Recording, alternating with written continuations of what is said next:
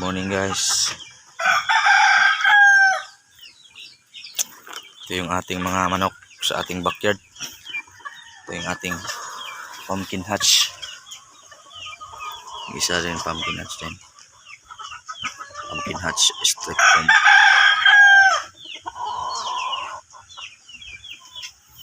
Dito tayo.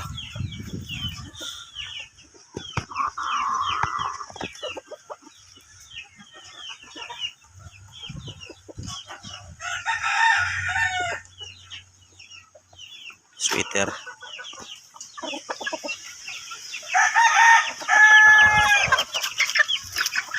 Yung ating Philippine Lambo. Lah!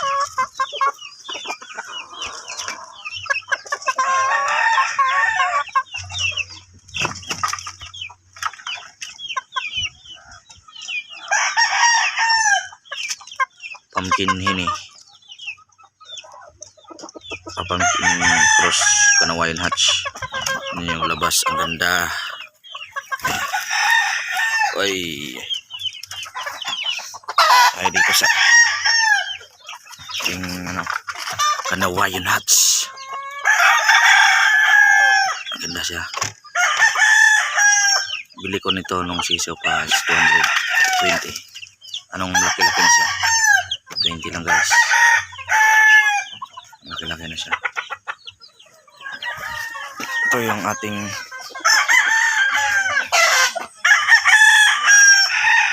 pumpkin hatch yellow line.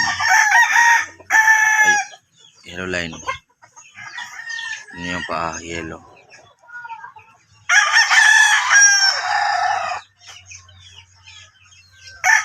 Ito yung ating breeding. Apat lang natira. 20 sila. Dalawan lang natira ngayon kasi pinamigay natin yung dalawang buhay.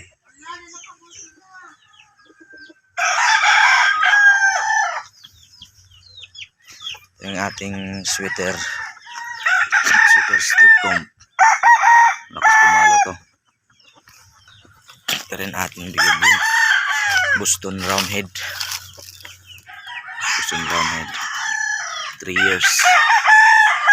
3 years old na to guys. Yan yun. Nag-molt pa lang yung kanyang balahibo. Pero malapit na itong makompleto. Ito yung ating talisahin na tinamaan ng Marek's disease. Ngayon nakakalakad na siya. Comment lang kayo kung paano ko ito ginamot sa comment section. Tumatay na siya at nakakalakad na. Nung una lalumpo to, kala ko hindi na makakatayo. Pero nung ginamot ko, effective talaga yung gamot na gamit ko.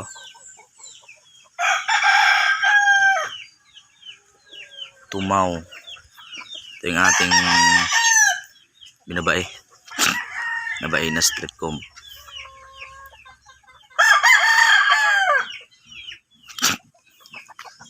Tingnan nyo yung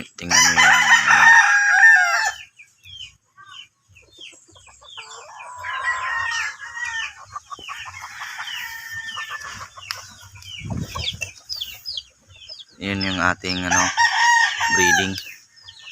First breed na pangatlong breeding natin. Ito yung ating gold. Bili ko ito ng salagang 800 pesos sa aking pinsan.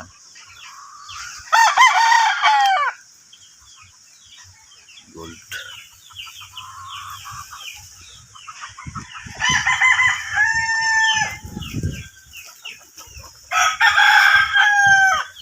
Meron din tayong breeding dito.